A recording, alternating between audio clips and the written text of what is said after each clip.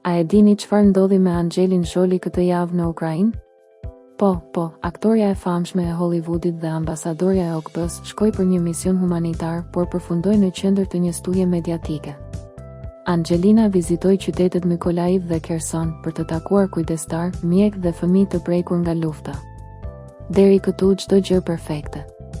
Por, sipas mediave ukrainase, ajo nuk kishte njoftuar autoritetet për mbërritjen dhe kaloi kufirin në këmbë. Dhe çfarë ndodhi më pas? Kortezhi i saj u ndalua nga qendra territoriale e rekrutimit ushtarak.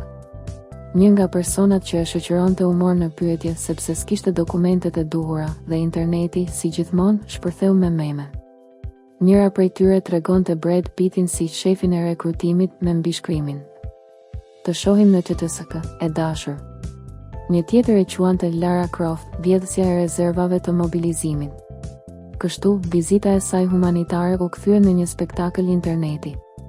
Dhe siç thot shpreha angleze, asnjë vepër e mirë nuk mbetet pa pasoja. Por ç'mendoni ju?